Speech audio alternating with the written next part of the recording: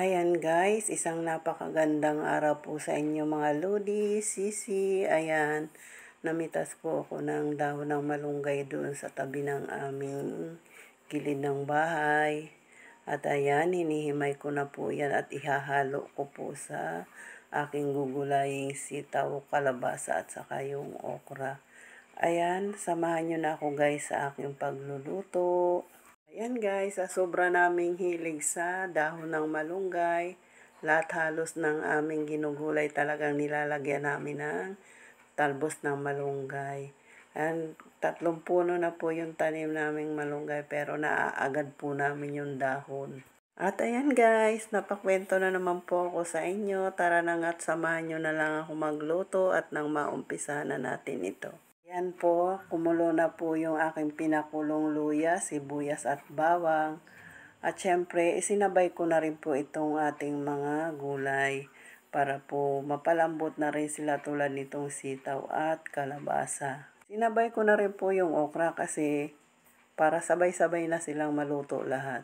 Nagtataka ba kayo guys na hindi ko man lang ginisa yung ating gulay? O nakalimutan ko lang ba nagisahin? Hindi po. Kasi po ay, ang lutong ito ay bulang lang, hindi po kailangan gisahin. Pinakukuluan lang po siya sa nilagang luya at sibuyas bawang hanggang sa maluto ang ating mga gulay. Kaya nga pala guys, nailahok na rin po natin yung ating hinimay na malunggay kanina. At nakapaglagay na rin po tayo dyan ng asin at saka kunting pampalasa. Alam nyo guys, sa tulad naming nagkakaedad na, mas gusto na talaga namin na pagkain yung mga ganito. Yung hindi ginigisa, laga-laga lang. Kaya nga yung aking apo, nasanay na sa ganitong pagkain kasi halos palagi ganito yung niluluto namin sa gulay, bulang lang, mga nilaga. Kaya ang aking apo, hindi rin siya sanay kumain ng mga ginisa.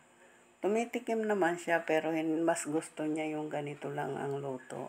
Kaya pag ganito ang aming ulam, agad ang sabi ng aking apo, ang ulam namin ay healthy gulay. Ayan guys, luto na ang ating healthy gulay. Salamat! Paminta. At suka.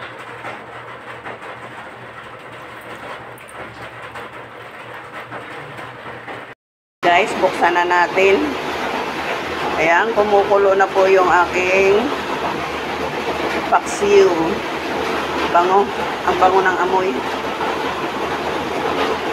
Ayan, pagpasensyahan nyo na guys at sobra talagang lakas ng ulan ngayon. Rinig na rinig naman yan sa video na ang lakas ng patak ng ulan.